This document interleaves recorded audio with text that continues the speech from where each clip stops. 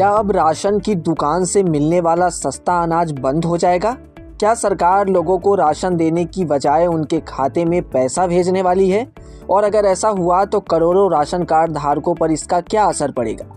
इन सवालों की चर्चा इसलिए तेज हो गई है क्योंकि सरकार राशन सब्सिडी को लेकर एक ऐसा बदलाव करने जा रही है जो आने वाले समय में देश की पूरी राशन व्यवस्था का तरीका बदल सकता है। अभी तक जब भी राशन की बात होती है तो हमारे दिमाग में राशन कार्ड, सरकारी दुकान, गेहूं चावल और सब्सिडी वाला अनाज आता है। करोड़ों परिवारों के लिए यह सिर्फ सरकारी योजना नहीं बल्कि उनके महीने के घरेलू बजट का एक अहम हिस्सा है। ऐसे में अगर राशन व्यवस्था में कोई बड़ा बदलाव होता है तो इसका सीधा असर आम परिवारों की जेब पर पड़ती हुई नजर आती है।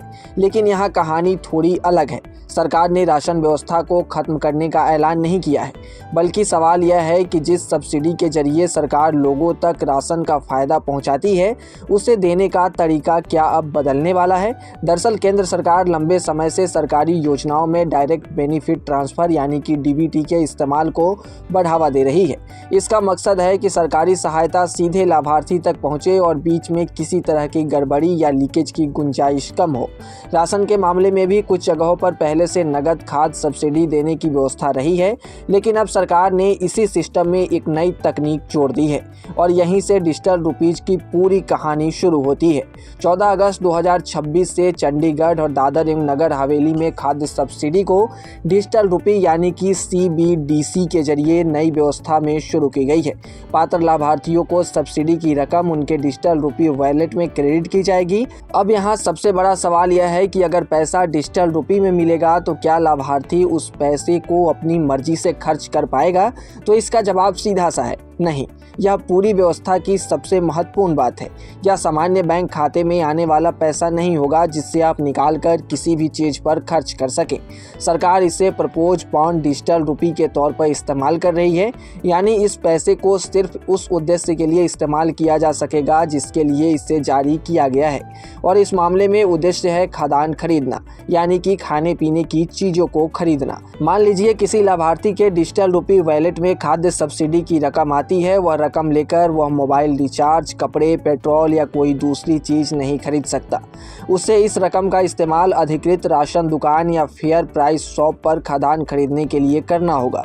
यानी सरकार की कोशिश यह है कि सब्सिडी का पैसा सीधे लाभार्थी तक पहुंचे, लेकिन उसका इस्तेमाल उसी काम में हो जिसके लिए सरकार ने पैसा दिया है। राशन की दुकान पर इसका इस्तेमाल डिजिटल पेमेंट के जरिए होगा। स्मार्टफोन वाले लाभार्थी QR कोड के जरिए भुगतान कर सकेंगे। वहीं डिजिटल सुविधा से दूर लोगों को भी सिस्टम में शामिल करने का अलग विकल्प दिया जाएगा ताकि तकनीक की वजह से कोई पात्र व्यक्ति योजना से बाहर न रह जाए। अब सवाल यह है कि सरकार इस तरह का सिस्टम क्यों ला रही है? तो इसका सबसे बड़ा कारण है ट्रांसपेरेंसी और लीकेज को कम करना। जब सब्सिडी डिजिटल रुपी के रूप में दी जाएगी और उसका इस्तेमाल डिजिटल तरीके से होगा तो ट्रांजैक्शन का रिकॉर्ड तैयार होगा। इससे सरकार के लिए यह देखना आसान हो सकता है कि सब्सिडी का इस्तेमाल कहां और किस उद्देश्य के लिए हो रहा है। यानी कि सरकार सिर्फ सब्सिडी को डिजिटल नहीं बना रही बल्कि उससे प्रोग्रामेबल भी बना रही है।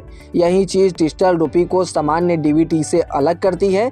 अगर पैसा सीधे आपके सामान्य बैंक खाते में आता है तो वह सामान्य रकम की तरह इस्तेमाल किया जा सकता है, लेकिन प्रोग्रामेबल डिजिटल रुपी में उसके इस्तेमाल की शर्त तय की जा सकती है। हालांकि अभी इसे पूरे देश में लागू नहीं किया गया है। फिलहाल यह व्यवस्था चंडीगढ़ और दादर नगर हवेली में शुरू हुई है। इससे पहले भी कुछ जगहों पर CBDC आधारित फूड सब्सिडी के पायलट प्रोजेक्ट किए गए हैं। अगर यह मॉडल सफल रहता है तो भविष्य में दूसरे राज्यों और केंद्र शासित प्रदेशों में भी इसका विस्तार किया जा सकता है, लेकिन इसके साथ चुनौतियां भी हैं। भारत में अभी भी हर लाभार्थी डिजिटल पेमेंट का इस्तेमाल नहीं करता। स्मार्टफोन, इंटरनेट, डिजिटल लिटरेसी और तकनीकी जानकारी की कमी सिस्टम के सामने सबसे बड़ी चुनौती हो सकती है।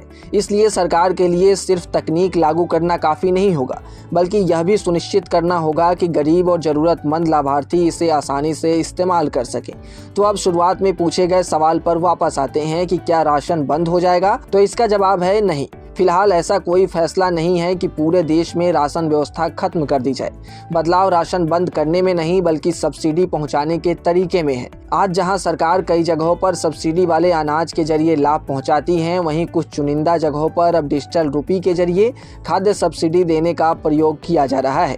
और अगर यह प्रयोग सफल रहता है तो आने वाले समय में सरकारी योजनाओं में एक नया मॉडल देखने को मिल सकता है।